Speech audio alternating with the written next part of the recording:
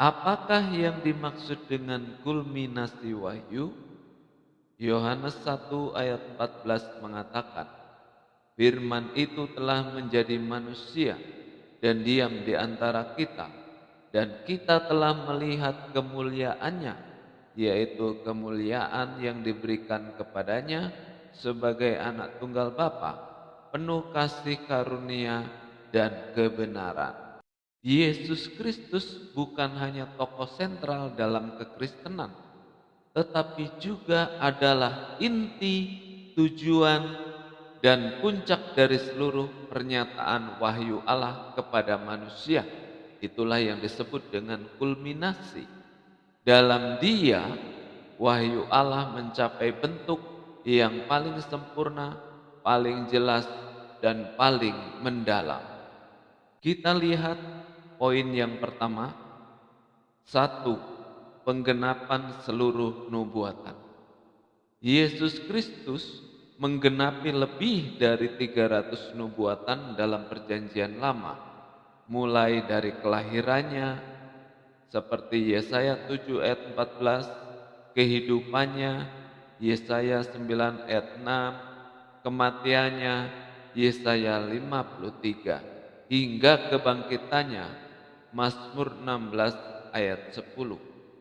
Dia bukan kebetulan dalam sejarah. Dia adalah rencana Allah yang telah dinubuatkan sejak awal. Dengan mengenal Kristus, kita bisa melihat bagaimana semua bagian Alkitab dari Kejadian hingga Malayaki menunjuk kepadanya, bahkan peristiwa-peristiwa dan tokoh-tokoh dalam perjanjian lama seperti Adam, Musa, Daud, dan Abraham adalah bayang-bayang dari Dia yang akan datang. Poin yang kedua, pusat dari perjanjian baru. Perjanjian baru dimulai dengan kelahiran Yesus dan berakhir dengan janji kedatangannya kembali. Injil memberitakan tentang hidupnya, kisah para rasul menjelaskan karyanya melalui gereja, surat-surat Paulus menafsirkan makna salibnya, dan kitab Wahyu menubuatkan tentang kemenangan kekalnya.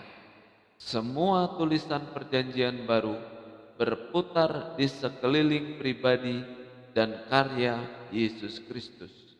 Tanpa Yesus tidak ada Injil, tidak ada kabar baik.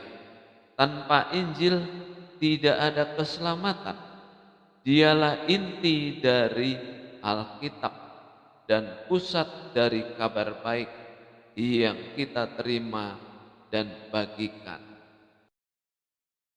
Poin yang ketiga, jalan untuk memahami seluruh isi Alkitab.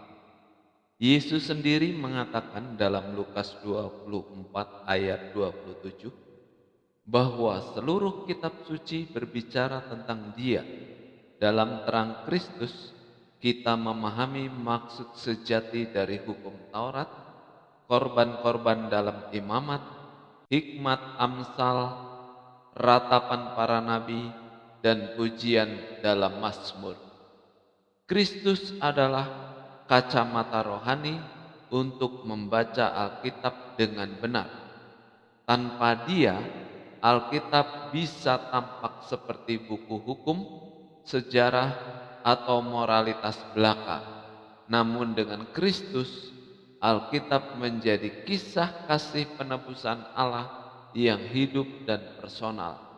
Jadi, tanpa Kristus, Alkitab hanyalah kumpulan hukum dan sejarah saja. Dengan Kristus, Alkitab menjadi jalan hidup. Yesus Kristus memberi makna dan arahan bagi seluruh isi Alkitab. Dia bukan hanya objek dari tulisan suci, tapi juga subjek utama dari wahyu ilahi. Dia adalah firman itu sendiri, firman yang